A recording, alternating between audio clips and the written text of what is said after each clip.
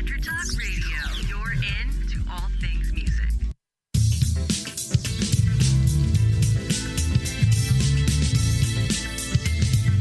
May the best brand win with Scott Robertson's Music Biz Marketing Strategies. Now, here's your host, Scott Robertson.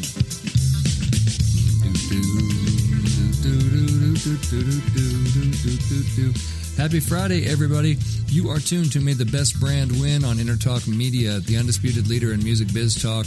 And I am Scott, your host, and a man who did, in fact, live to see his hometown St. Louis Blues win the Stanley Cup for the first time in the history of the whole damn team. Woo to the Who, man. That was awesome, I have to say. Just incredible for the city of St. Louis. I'm not a big hockey fan, I gotta say, but it's impossible to, I have a lot of friends in St. Louis, and man, that was their that was their entire year right there, and some people their entire lives that love hockey that much. Anyway, so congrats to the St. Louis Blues for winning the Stanley Cup. With me, as always, in the studio is Paul B, Intertalk's own Garth, hanging out. What's up, Paul? Not much. Stanley Cup, I got one of those. Those aren't that hard to get. You just got to keep showing up. That's the kind of cup that protects your valuables from getting hit by the puck? Right? Yeah. Why? What are you talking about? That's what they call the Stanley Cup. It's an important cup. It really is. Anyway, but congrats to my hometown St. Louis Blues. Very cool. Wow. So who am I? What do I do? Why are you here? How do you reach me? So I run a public relations and marketing company called Robertson Communications in Orange County, California. What I do is, I help clients do a better job with their marketing communications than they would do without me, certainly. And I've been doing that for a long time now. And how do you reach me? You either go to the website, go to www.robertsoncom.com, 2 M's like communications, or Twitter at RobertsonCom, 2 M's like communications, and of course Facebook.com/RobertsonCom, exactly 2 M's just like communications. And that's how you find me. And do reach out, because I love to get your letters, agreeing and disagreeing with my lovely assessments in the world of marketing communications. I do the show, to put my opinion out there along with others, because I think that there's a lot of stupid in the world, to be quite honest, and you need somebody to shield you from it. And for our purposes here today, that's going to be me. And you're smart, because you tuned into episode 127 of the Big Show, which we call Sizing Up E3 2019. E3 is, it's big, it's loud, it's just like a teenager who will not leave their room. It is, it's E3, and it's the Electronic Entertainment Expo which descended on Los Angeles this week and is wrapping up today in LA. And I was up there to take it all in, talk to some cool companies, and of course I love video games. I'm a child at almost 50 years of age, and I love to play video games still. There may come a time, some point in my life, where I don't love to play video games, like I did when I was a teenager, but that hasn't happened yet. I blame the music, honestly. Playing music kind of keeps you young, and I can prove it. So there you go. So we're going to have a fun drug. Could be drugs, as Paul will chime in and say. But this is going to be like a boss level episode of the program. It's going to be like awesome, like total advanced stuff. It's great. We're going to talk E3. I'm going to talk about which companies are winning and losing this week. And man, come on. The world, people ask me, I get that question a lot from folks in my network and stuff that say, how do you find all the winning and losing stuff, especially, some of the really weird, losing ones? It's like, I just watch the news, man. I mean, I just watch the parade of stupid that floats across my screen, and it's not hard at all to find that to find that stuff. It's a lot harder to find the winning ones, to be honest. The losing ones, man, oh man. What can I tell you? But let's jump into E3, shall we? First of all, my over impressions of the show, it was a little smaller. They certainly were struggling with some floor space. And you know what I felt was interesting about the show? And I used to work for NAMM, and we put on big, the NAMM show, big trade shows. So I learned a lot about operations of trade shows and stuff. And most attendees don't think about this stuff. But here's one thing I noticed. They opened up both concession stands in the main halls. So the hall concession stands are open. They have huge areas with no booths in them, like huge areas of open floor around the corners and the edges of the thing. There isn't a chair or a table or anything for you to sit down. If you go to one of these concession stands, you have to sit down on the floor. You have to go outside. I mean, you have to leave the hall with your food. I mean, I'm just sitting here, and I'm not even an operations guy at all for trade shows, but I'm looking at that going, come on, man. Throw a brother a chair. I mean, throw me a table or a chair out here. You got nothing but blank space. You got rooms full of chairs and tables in the convention center. It's a convention center. That's what you have there. So bring that stuff out. Put it, I saw several instances of show management at E3 just doing dumb stuff that we never used to do at NAMM, and we certainly didn't do it more than once. I guarantee you that. So, if you're show management, walk around, think, look, open your eyes and realize the fact that you have concession stands open and people can't sit down and eat, and it looks bad. It looks stupid, and people are complaining about it all the time, tweeting about it all the time. It's not good. It's not good. So anyway, that was one little thing I happened to notice. The show was down a little bit. They were missing Sony. Sony, one of the big hardware manufacturers in the video game space, was not there, absent. But there were a few new players. Facebook Gaming took up a big booth space. Obviously they own Oculus, and so it was sort of interesting to see what Facebook Gaming was trying to do. A lot of people think that the Facebook Gaming side of thing, kind of merging with Oculus, they want to try to further monetize their, giant many billion strong audience around the world into some sort of a video game, community, or make that as another activity. So I thought it was kind of interesting. I went to a few events over at the Facebook Gaming booth, and I thought it was kind of fascinating. Sony said they were going to sit out for some interesting reasons. And you have to kind of pay attention to this. They said that this show was becoming much more of a consumer show and not a trade show. And because it was a consumer show, they felt like they could showcase their stuff better and reach consumers much more cost effectively. Because, it costs, for a big player like that, it probably costs, 10, 15, $20 million, for an entire booth presence and staff and everything to run through a giant trade show. And they said, well, why don't we just take the $20 million and invest it in some other ways that we can reach our consumer. If we're just going to reach consumers and gamers, we can do that a lot better. This is very, very dangerous type of messaging for a trade show producer.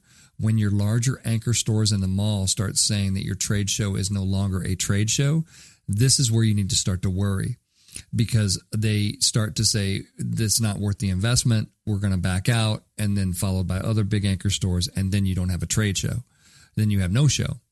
Which happened to E3. History kind of repeats itself. It happened to E3 one other time before, and then they kind of resurrected it in an airplane hangar in Santa Monica. So anyway, that's my overall impressions of the show. Secondly, I walked around doing some interviews, and they were great. But I need to apologize for some corrupted files, because my first 3 interviews, I had interviews from 3 companies, and they got smoked. The iPhone ate them somehow. So I'm just going to have to kind of talk through what I saw there. The first one was a company that was called SoulSeat. And they made some really cool gaming chairs and some memory foam pillow kind of headrest thing. Really, really cool. I met with James over there at SoulSeat, and I really like their stuff. I encourage you to go to soulseat.com if you're a gamer, or even if you're just a business person and you want kind of a cooler chair, then you can find it Staples and that kind of stuff. I met with these guys over at SoulSeat, and their stuff was really cool, really good quality, and it was their first show, and they were very excited to be there. So anyway, if I had my interview there, you'd hear James from SoulSeat talking about what they were doing with their gaming chairs. But I just invite you to go check out soulseat.com, and you can see it all for yourself. Some really cool stuff. The next one, I met with a really cool gaming company and I met with a lady named Melo Ren, which sounds exactly like Kylo Ren, by the way, from Star Wars. But that's her name. And I met with her, and she, they're all over the Far East. They have offices in Hong Kong and Tokyo and Singapore. They have an office in San Francisco. But what I liked about what they were doing, and they're with this company right here, Scry, and they are building a sort of virtual, kind of like a city-based video game. But in the game, you get points, and it translates to real cryptocurrency. So the Cry, what they're doing here, scry.info, they are talking about mining actual cryptocurrency inside the game, and that's kind of interesting because the world doesn't know what to make of cryptocurrency, to be quite honest. Everybody doesn't know, is this thing, a giant scam? Who's going to value this? What are the regulatory bodies, the government's going to say about cryptocurrency? I could do an entire show on it, to be quite honest. But the long and short of it is it's not widely trusted, especially outside the United States, and how to transfer that back into like actual dollars and cents is also kind of interesting. But what I like about what they're doing is you build your little area in the game, and you go to this website, you sign up, it's an online game, and then you're mining cryptocurrency in this. And I thought it was one of the very first instances of cryptocurrency being used, actual cryptocurrency you could use to buy stuff, being used as sort of, a trade inside the game. Now, you want to watch that really carefully because remember I talked about Facebook gaming? Facebook's coming out with its own cryptocurrency, and you can bet your sweet last Zuckerbuck dollar that he is looking to create his own little world with his own little money and his own games, which will take his own little money and that kind of thing. Believe me, that is absolutely a big, big part of the plan.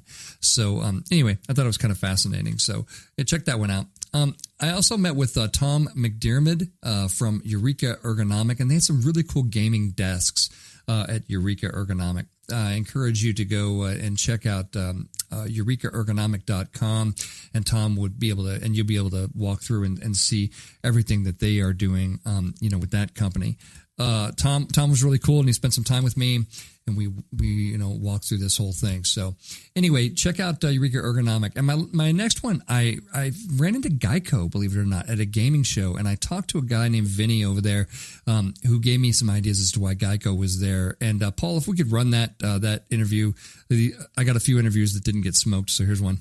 Scott, Made Best Brand Win. I'm here at E3 with Vinny, and we're here talking about we're with the Geico booth and talking about why Geico is at a gaming show at E3. So Vincent, what's up?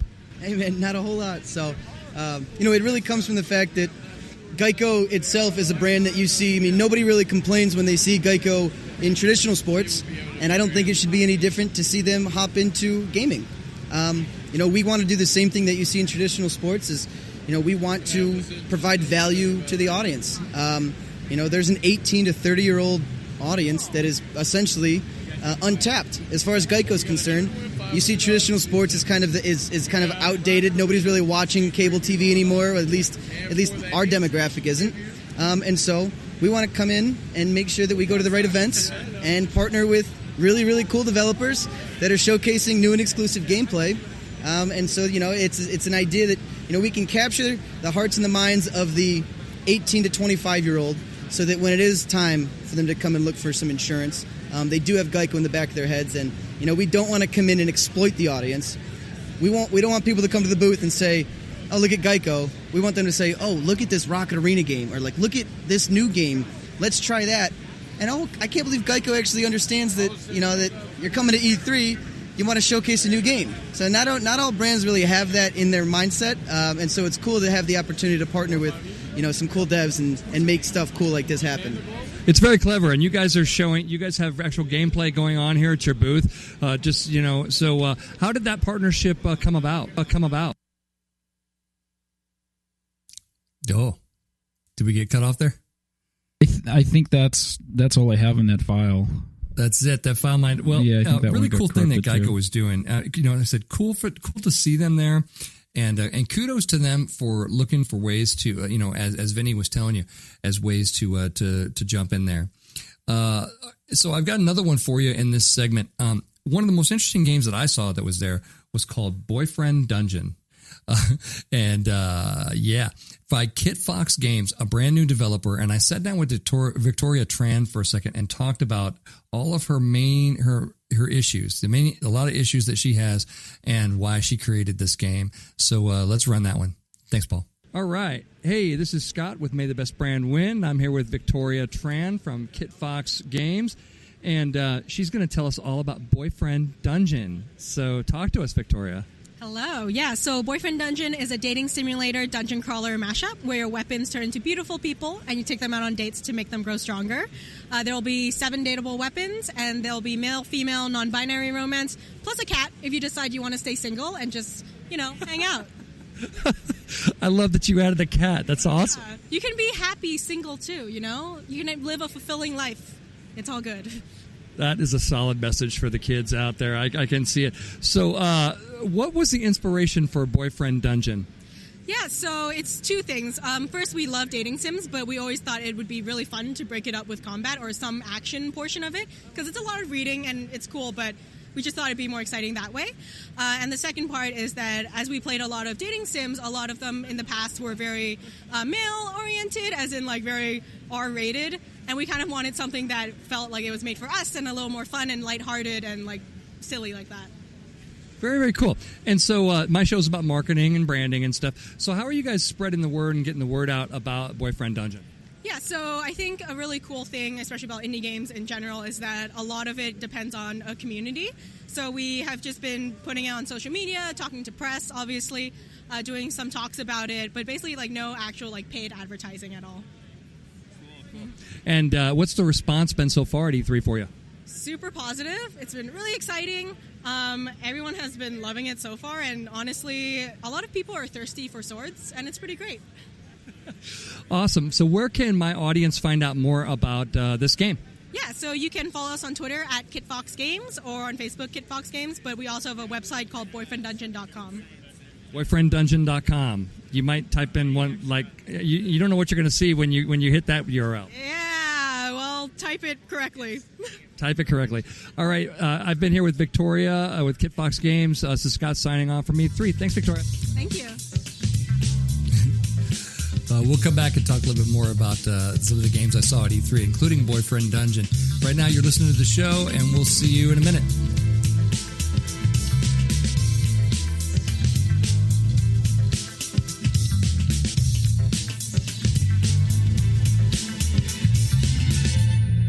Are you serious about your music? Are you ready to run with the big dogs? The experts at Pitbull Audio have the gear to get you into the game. From leading manufacturers like Mesa Boogie, Fender, Pioneer, and American Audio. To sound your best, you need the best. Pitbull Audio can deliver in rehearsal, on stage, and into the big time. Dropping beats, shredding guitar, or making the crowd roar. Whatever you dream, Pitbull Audio can help make it happen.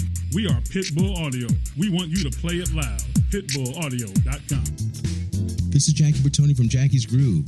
Come join me weekly on my journey through the music business as I take you behind the velvet rope, interviewing industry notables such as Al Di Meola, Michael McDonald, and Al Jarreau, to name but a few. Listen to their stories on being in the studios recording #1 hits and onto the stages throughout the globe. Allow me to be your music historian. You can hear me live every Monday at 2 p.m. and every Wednesday at 12 noon Pacific Standard Time or 24/7 on jackiesgroove.com. Ready to get your groove on? Hi, I'm Tim Dolbear, the host of Sound Experience on Intertalk Radio. Each week, I talk with top professional audio engineers, producers, musicians, and the manufacturers that make the tools that we use in the studio each and every day. From capturing the perfect take to mastering your final release, and the tools and how the pros use them, we are going to dive deep into their process and learn from their experience. I look forward to you joining us each week on Sound Experience with me, your host, Tim Dolbear. Make this your vinyl night. I'm John J.R. Robinson, and every week, music creation comes alive through stories, experiences, and sounds when vinyl records filled our hearts and minds. My friends and I share our tips and techniques used in creation of iconic tracks for recording artists such as Michael Jackson, Eric Clapton, Quincy Jones, and Steve Winwood, to name a few. Vinyl has emerged hot, and the soul of vinyl defines art and passion which burns deepest at night. Tune in every Wednesday at 2 p.m. Pacific Standard Time on EnterTalkRadio.com.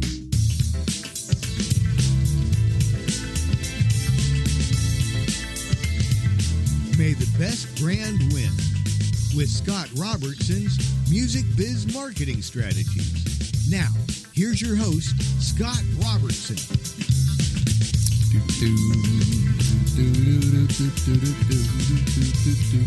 Happy Friday, everybody. You are super duper smart because you are tuned to May the Best Brand Win on Intertalk Media, the undisputed leader in music biz talk. I am Scott, your host, a guy that's hanging out with Paul. Paul, what do you think so far of E3, man? How's your impressions?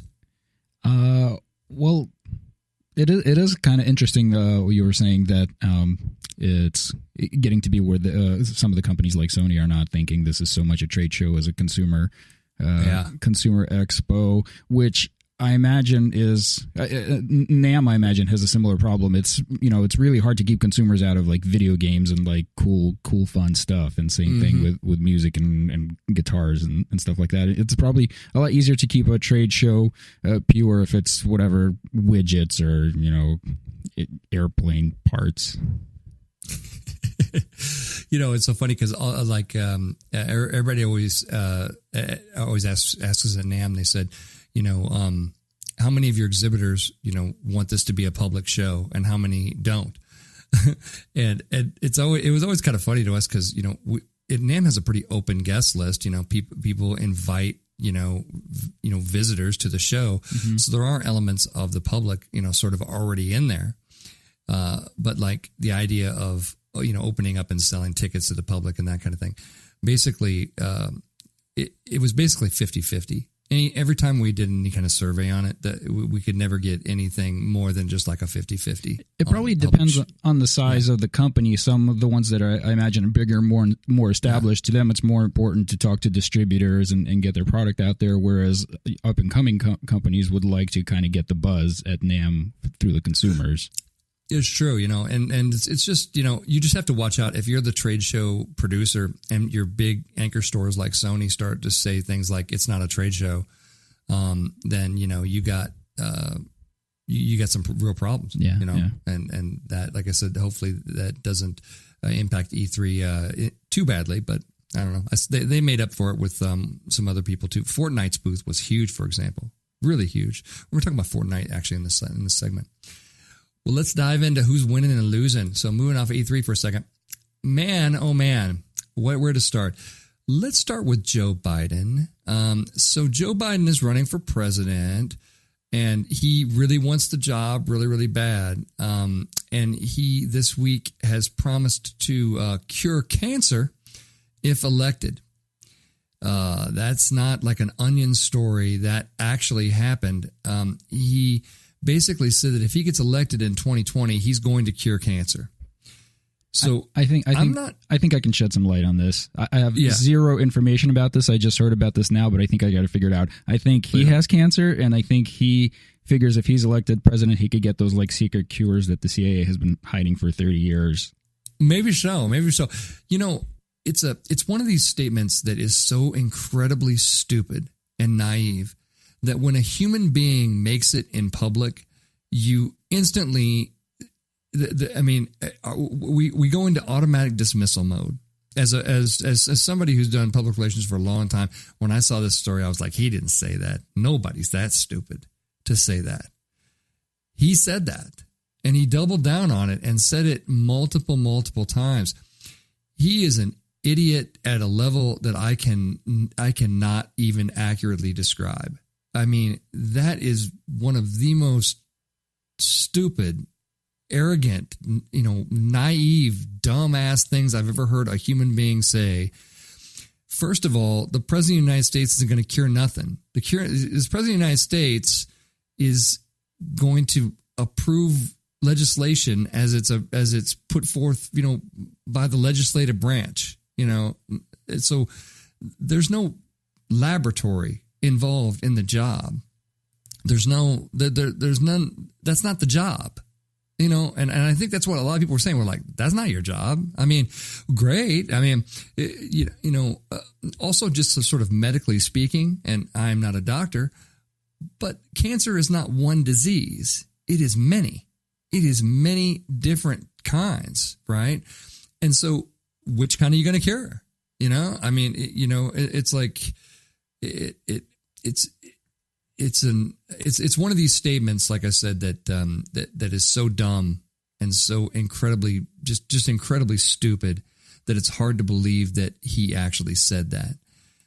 And now he said some stupid stuff before. I mean, remember, 8 years of this guy, under Obama, and he said some really stupid stuff before, but man, that is at a different level. That it really is.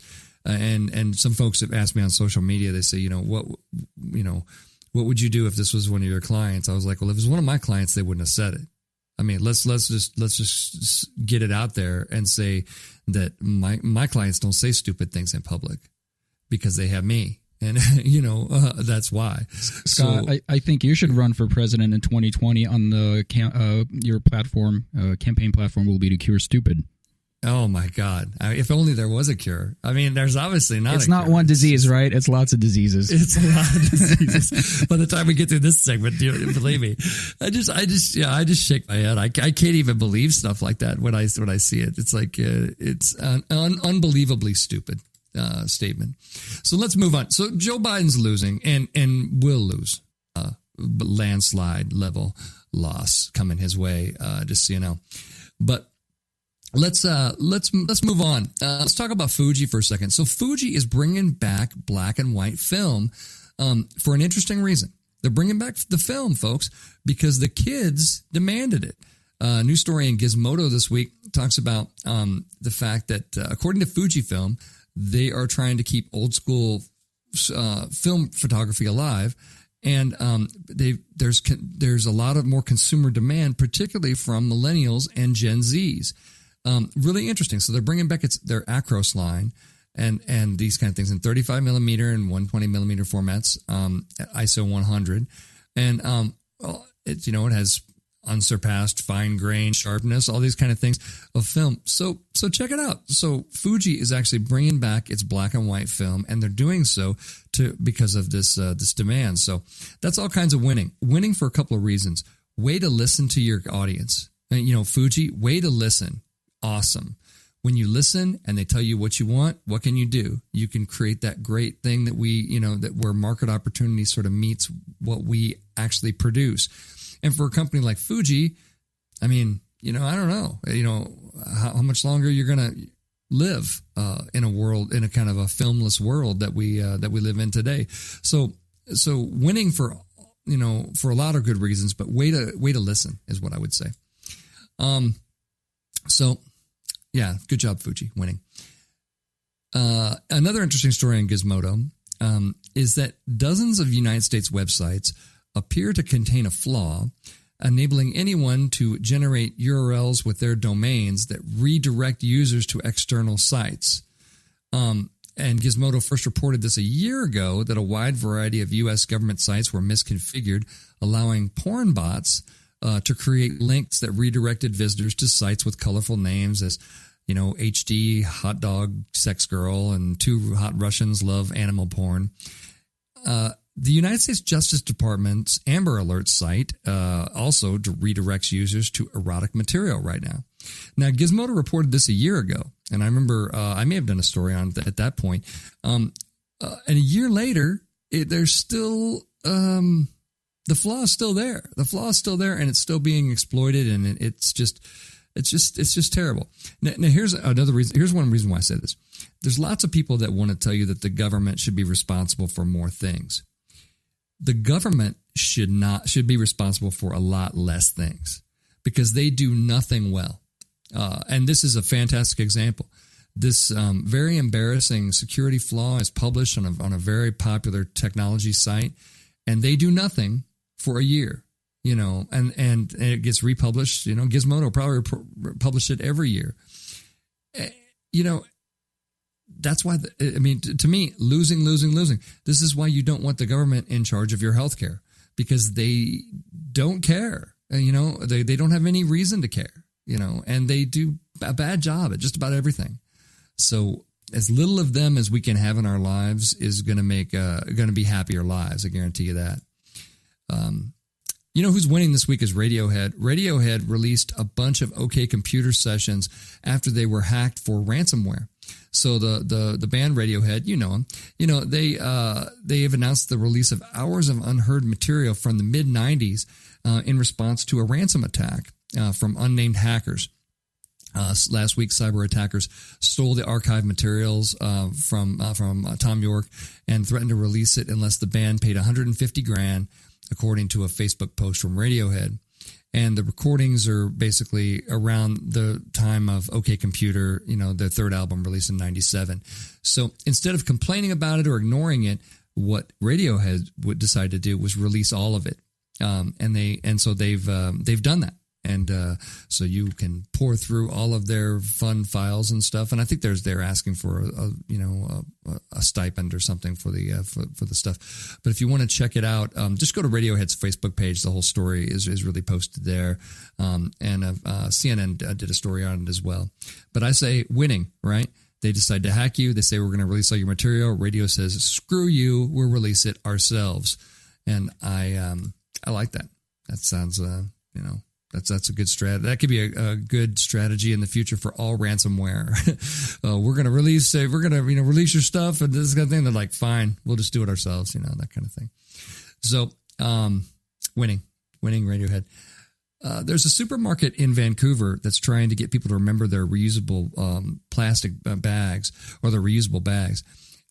This grocer has stocked itself with some very embarrassing plastic bags that will help you remember. So they have bags from Into the Weird Adult Emporium, the Colon Care Co-op, or Dr. Toe's Wart Ointment Wholesale. And so they'll give you a bag, but it comes with these, it comes with like an adult store logo on it. This is magnificent. This is magnificently done because it hits right to the heart of the matter. You want to make a muscle memory, and you want to make people remember to remember their plastic bag or remember their recyclable bags when they come to the store. Then you give them a memory that they're not soon going to forget. I love it. I think that is so well done. Oh man, it's great. And they got a ton of press on it. They got an ad week. A bunch of stories were written about this and got picked up all over the place. It's the East West Market in Vancouver. Good job, East West Market in Vancouver. Way to make it. Ryan Reynolds, man, he's a brilliant actor. But he is equally brilliant in marketing. And I mentioned it a lot of times on this show. This guy is not your ordinary Hollywood actor. He's got writing chops that are magnificent, and he's got massive creative director level creativity coming out of him for all things he can create. So he bought a company called Aviation Gin. And then he's just having so much fun with, he's having so much fun with this company, and his ideas and the things that he does, while sort of R-rated at the very best, are hysterically funny. I mean, you need to check out what he's done for his newest gin advertisement. You can go to thehooksite.com and check it out. Ad Week also had a story on this, or you just type in Ronald Reynolds. But basically, he got the guy, remember the guy from the Fire Festival documentary on Netflix that talked about he had to perform oral sex on people and that kind of thing. And he's kind of known as the blowjob guy. Yeah. Well, Ryan Reynolds got that guy for the end of his advertisement. And I won't spoil it for you, but it is magnificently done. I don't drink gin necessarily, but I would drink Ryan Reynolds gin, because his marketing is that good, and you can just tell it's him, coming up with ideas and doing stuff, because it's the same kind of weird sense of humor that he has in Deadpool and all kinds of other things. So anyway, go check out his ad. It is magnificently done. Man, let's talk about Fortnite just for a second. So I was at E3. Fortnite had a huge booth right up in the front. And I mean, huge. It was like, like the size of a, small building, basically, they are trying to grow this as a social media platform for Gen Z. They want to, create brand partnerships and do a few things inside this. Now, what's interesting about it is, you've got this giant audience of 250 million Gen Zs, right? It's super, super popular. It's on Twitch all the time. It's all over the place. And they're kind of talking about it as the new Facebook, for Gen Z. But of course you go on there, it's a combat game, right? It has esports capabilities. It has, all these kind of different things. But I think it's interesting the way that they're talking about Fortnite, but will the fickle audience of Gen Z, if they bail to the next platform or whatever, is there enough things to hold them there? Is kind of the question. It was an interesting booth, for a game that is kind of basically an online game. They had a lot of they had characters dressed up just like you would, you had, characters running around dancing. They had trampolines, which I've actually never seen in a trade show booth before. And that was weird, and different. And it was very cool, and definitely something to continue to watch as they try to build themselves out to be much more than just Epic Games game, and be much more of a platform, sort of Facebook-like platform. And the engagement numbers are certainly there, so I think that will certainly be interesting to see how that plays out. So definitely winning, by the way. Fortnite's definitely winning. My last story for this segment, alcohol brands apparently are trying to convince younger people that they are a pathway to wellness. There's a story in eater.com today, and actually a couple of other places they got picked up, that talks about the alcohol industry is having a hard time capturing millennial and Gen Z markets. So they need to probably go into Fortnite. And those people are spending less on alcohol than previous generations, right? So now they've got this message that basically says, well, alcohol is, we've got new low-calorie beers, and we have, non-alcoholic things, and, alcohol is a pathway to wellness. What's the BS line here? We're a natural part of any healthy, balanced diet. Is there any wonder why people don't trust marketers? Alcohol is a healthy part of as a natural part of any healthy, balanced diet. I've heard some BS in my day, but that is up there on the list. And you are listening to May the Best Brand Win on Intertalk Media, the undisputed leader in music biz talk. Come on back. I'm going to give you a few of my best trade show tips ever.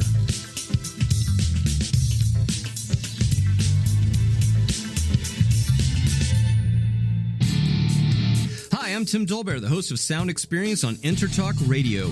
Each week, I talk with top professional audio engineers, producers, musicians, and the manufacturers that make the tools that we use in the studio each and every day. From capturing the perfect take to mastering your final release, and the tools and how the pros use them, we are going to dive deep into their process and learn from their experience. I look forward to you joining us each week on Sound Experience with me, your host, Tim Dolbear. Are you serious about your music? Are you ready to run with the big dogs? The experts at Pitbull Audio have the gear to get you into the game. From leading manufacturers like Mesa Boogie, Fender, Pioneer, and American Audio. To sound your best, you need the best. Pitbull Audio can deliver in rehearsal, on stage, and into the big time. Dropping beats, shredding guitar, or making the crowd roar. Whatever you dream, Pitbull Audio can help make it happen. We are Pitbull Audio. We want you to play it loud. PitbullAudio.com. Make this your vinyl night. I'm John J.R. Robinson, and every week, music creation comes alive through stories, experiences, and sounds when vinyl records filled our hearts and minds. My friends and I share our tips and techniques used in creation of iconic tracks for recording artists such as Michael Jackson, Eric Clapton, Quincy Jones, and Steve Winwood, to name a few. Vinyl has emerged hot, and the soul of vinyl defines art and passion which burns deepest at night. Tune in every Wednesday at 2 p.m. Pacific Standard Time on InterTalkRadio.com. This is Jackie Bertoni from Jackie's Groove. Come join me weekly on my journey through the music business as I take you behind the velvet rope, interviewing industry notables such as Al Di Meola, Michael McDonald, and Al Jarreau, to name but a few. Listen to their stories on being in the studios recording #1 hits and onto the stages throughout the globe. Allow me to be your music historian. You can hear me live every Monday at 2 p.m. and every Wednesday at 12 noon Pacific Standard Time or 24/7 on jackiesgroove.com. Ready to get your groove on?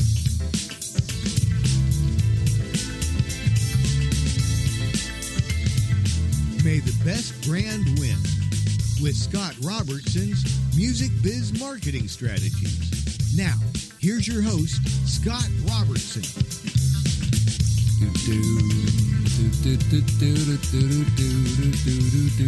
Hey, everybody, it is Friday, and you are super smart because you're tuned to May the Best Brand Win on Intertalk Media, the undisputed leader in music biz talk and video game talk today.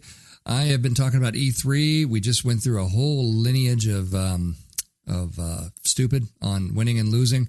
Paul's with me. Paul, which of our contestants do you like today? Well, Joe Biden, of course. That's my goodness. That's hilarious. But the Radiohead story was very cool. Very cool. Yeah, those guys are great. I mean, you know, they're the ones that, you know, try to combat piracy by basically saying, pay us what you think this album's worth and that kind of thing. And they've always sort of been on the forefront of that kind of thing. But great way to handle ransomware, I thought. Yeah. Very, very cool.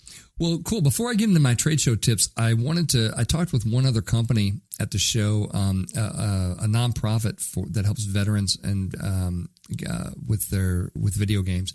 And it's Brian Snyder from, see if I got that right. Yeah, Brian Snyder from stackup.org. Let's play that interview next. All right. Hey, this is Scott with May the Best Brand Win. I'm here with Brian, and we're talking about Stack Up. So tell us what you guys are doing at E3, Brian. All right, so StackUp.org is a charity that helps veterans with video games. That's the simplest terms. We send video games to active duty troops overseas, veterans recovering in hospitals. We also bring vets to events like E3, all expenses paid, as sort of a thank you for their service. We also work with mental health in the gaming space, using gaming as a way to reach out to veterans who may need help. We run a 24/7 peer-to-peer support network through our Discord gaming server. Here at E3, not only do we have our vets out here, but we also have our booth. People can come out, learn more about the charity, color flashbangs, and do a couple of different things here. Wonderful, wonderful. And how old is the charity? 3 years. 3 years. Okay, great. And what are you guys doing? What else besides E3 and stuff are you doing to spread the word about what you're doing? So you can find us online all over the place, you know, the Twitters, the Facebook, at stackup.org. But the big thing is a lot of Twitch streams. We work with a lot of smaller streamers to help raise money, raise awareness about Stack Up. And, of course, all the other great conventions, Comic-Cons and PAXs and all that good stuff. Very cool. I imagine you're plugged into the VA a bit, too? Oh, yeah. We have a couple of our local chapters do game nights with their local VAs where they'll bring, games cases out and get the vets together for a great game night, hang out, cut loose. And then oftentimes that leads to real talk. Yeah, absolutely. So how can people find out a little bit more about what you're doing? Really, the best way is at stackup.org across any social media platform or www.stackup.org. Go to the website. There's a big About Us section. You can see all the pictures, read about our past stories, and for any of you veterans or if you know a veteran, all of our service programs are listed there too. Wonderful. Well, you've been listening to Brian right now with stackup.org. Thanks very much, Brian. Right on. Thank you so much for chatting with me. Very cool. I like what those guys are doing, and it was cool to see them at E3, spreading the word about stackup.org, what they're doing. So go check them out and support those guys. All right, so let's talk. Let me give you some tips as I try to do every week in the third segment. This time we're gonna give you some tips about trade show. About doing marketing for trade shows, basically. My first one is just kind of directly related to that Sony situation that we talked about for E3. If you're not exhibiting, make sure that you have a statement and then you stick to it. I saw a few different versions of Sony's, and it wasn't always clear as to why they weren't there, right? And then it also make sure that your statement is clear amongst all the partners who might be asked why you're not there as well. in Sony's case, they work with a lot of developers, right? And all the developers were at E3. So, certainly there were, PlayStation games there, even though PlayStation itself wasn't there, right? And I happened to hear a couple of different versions of sort of why they weren't there at the show. And that is indicative of not covering all your bases and making sure your messaging is clear to all your partners. One really easy way that you can do that is to have a single statement to send it out to all of your partners. Don't forget to do that. That's just good partner relations, basically, saying, hey, we're not going to be there because of, X, Y, and Z reasons, make it clear. And then just say, if you're asked about us not being there at the show and that kind of thing, say this, and then direct them to, to stick with your statement. You want to make sure you do that because I heard some people, I heard all kinds of goofy reasons why Sony wasn't going to be there. And having seen their actual official statement weeks before the show and everything, I kind of shook my head and I was like, well, none of that is what I heard or true or why would, that kind of thing. Why would you have different versions of what you're saying, coming out there? So don't do that. Don't do that. And my next thing is, at the booth, make sure that you are, make sure that you're kind of message first. Your booth actually has a good message. I walked through a lot of booths that, had some issues, like I did one little Periscope video at the show and I was walking around at some booths, some other Periscope, the bandwidth was hard to do, those inside in the hall, but you need to be clear about what your booth is, what you are doing at any trade show. And that means, try to minimize the amount of words that you're using, try to, stick with your approved kind of brand messaging that you're using and try to, approach your booth as someone who doesn't know anything about your company and why am I there and what, who is this for, that kind of thing. And one thing that I just, happened to notice is that, there are plenty of companies who either they don't know why they're there, but the audience certainly doesn't know why they're there. And I think that is, that's a bad thing. You want to make sure that you're at the booth and you want to make sure that your message delivery is always very, very clear. Right. And just consistency, right? This is what, if you're a marketing person and the company says, okay, we're going to do a trade show, it's on you. It is on you to make sure that, it is marketing's job to make sure that the booth design and everything that's used in it, reflects the brand in the best possible way. Right. And that it's clear who it is and why people should care. It sounds like really, basic stuff, like super basic stuff, but I saw violations of it all over the place. Booths where you're just kind of looking at it going, what is this? What is this here? Like I said, the audience isn't going to figure it out for you, so you have to make sure to make that really, really clear. At your booth, do think about trying to prioritize media and VIP buyers. A lot of people ask me, how do you have success at trade shows? You have success from a PR perspective at trade shows by really recognizing that media are stressed out. They're running from booth to booth. They're probably late. They're probably behind. Look at what you can do to prioritize them. If a media person has to come in and they have to find you and they have to check in at a front desk or whatever, and they have to wait and they have to wait for you because you're talking to somebody else and these kind of things. It's like none of those things are respectful for the media. None of those things that I mentioned to you. What you want to do is you want to know they're coming. You want to have their picture. You want to have everybody in the booth know they're coming. And when they get there, it's like they are a Hollywood celebrity, man. Can we get you a bottle of water? Can we get you, a snack? Can we go someplace, quiet off the show floor, in our booth that's specifically designated for media?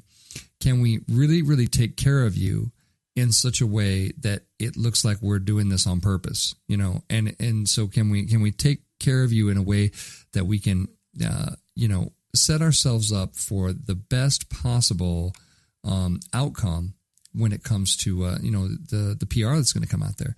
And I've seen people in booths that I've seen press that show up at booths and they're they can't find a spokesperson, and they had this press person maybe had a booth appointment, but it's like the person that you're trying to meet with isn't there, and they don't have anything prepared for them, and those kind of things. When you're like running a press room yourself, you're a PR person and you're running a press room. A lot of empathy, right? You lead with empathy, just like everything, but lead with it from the sense of, if I was there and I was tired and my feet hurt and everything else, what are the kinds of things that I would want in the press room, to make that easy for me. At NAMM, we used to give the press, special bags, which is cool because then they go to other trade shows and they're carrying the NAMM show bag. That's awesome. We love that. We would really make sure the coffee was always, stocked up. We'd always make sure that they had beverages, that they had snacks. I mean, it's, pennies on the dollar, when it comes to, you're asking somebody to come there and work and, ultimately give, when you're an event organizer, they're going to give, media light to your event, in some way, shape, or form, or they're helping your exhibitors out, or so they're helping your customers and those kind of things. So to me, there's nothing more important than that. There's nothing you can do that's more important than that. And I would also say that, VIP buyers, same kind of thing. There aren't a lot of VIP buyers in the video game industry, but I noticed that what E3 was trying to do was they had like little badges with ribbons on them, and they said, I'm a VIP buyer and this kind of thing, and that's great because you want those people, everyone to know who those people are, and you want to make sure that their experience at the show is super, super positive, and their experience at your booth is very positive, and all those kind of things. A lot of it comes down to, just flat out empathy, just really kind of thinking, if this were you, what kinds of things would you really appreciate? What kinds of things would you really want to see happen? And when those things don't happen, you can, guess pretty quickly that marketing was, too busy, creating kind of a BS machine and not leading with empathy and not leading with, what are we going to do to strengthen these relationships? What are we going to do to make this, an incredible experience for them, and those kind of things. So again, the prioritization of media and VIP buyers in your booth, I think, is another good tip that I would have. And not a lot of companies, do that, and I've heard people say, oh, well, media, we need these rooms for sales. We need these rooms for sales. And I'm like, okay, what I always used to say was, I said, okay, sales is great and you're closing a big contract. I said, but I'm closing a contract that will reach millions and millions of people. So of our two contracts, mine is worth more monetary value than yours is, just so we're clear. So, and the brand is worth more than all the sales combined, because that's the future, that's future sales, for the history of the company.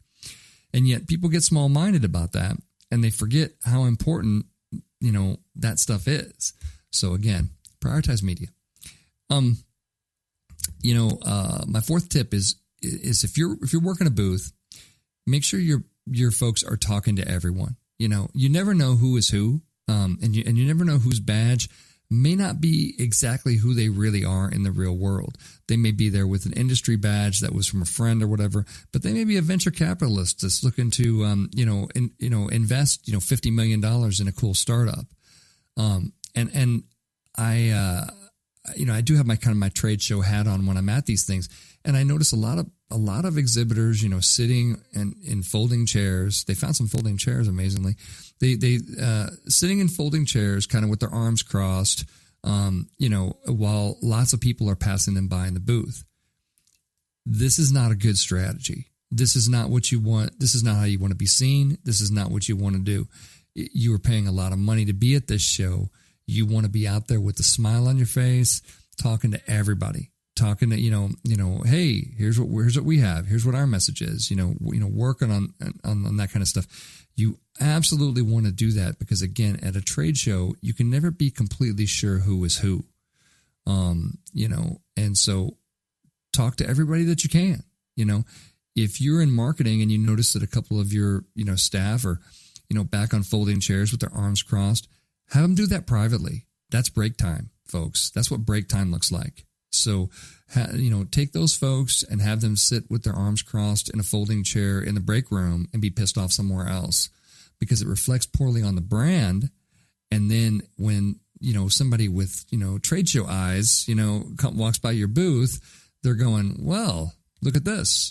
These people are not engaging with anybody, and their message is unclear, and they don't even seem like they really want to be here. And that could certainly be the truth as well. So again, talk to everybody with a big smile on your face. If you're there, smile. Really important. It is a relationship business after all, got to say. So my last tip is follow up. The most important thing in trade shows to me is what happens afterwards. In PR, our follow up is, okay, during our meeting, you said you wanted X, Y, and Z product. Let's follow up and get you those products. Let's get you the press materials on those things. Let's get you all those things that we said we would get you. You're kind of keeping promises for what you said in your meetings. But how many times have you met with, a company, at a show, and then you basically never hear from them again. They don't ever follow up with you, or they scan your badge. That's a fantastic one. They scan your badge and say, oh, we'll get back to you with information. It's like, but that's not worthy of anybody's time doing that. Okay. You need to be personally involved. If you're in marketing, you need to make sure that your brand is reflected appropriately by the level of follow-up that happens. And I realize it could be somebody else's responsibility in the organization, but at least have that conversation, because it really is the most important thing that you do. And you don't want to get too busy and it doesn't happen, because that's how you get your return on investment. So what have we learned in today's show, folks? We learned that video games are alive and well in our society in many, many various forms, even cryptocurrency. The esports segment is really growing and someday could even replace traditional sports. E3 is still a very interesting show and just a lot of fun for even the quasi grown-ups like me. So that's it for me, folks. Until next time, this has been Scott Robertson, the host of May the Best Brand Win, only on Intertalk Radio. Come on back next week for a fresh show. Have a great weekend. Bye-bye.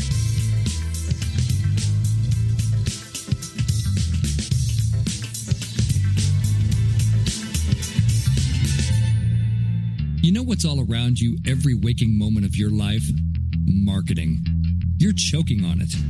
I'm Scott Robertson, and when it comes to strategic PR, branding, and marketing, I've seen it all.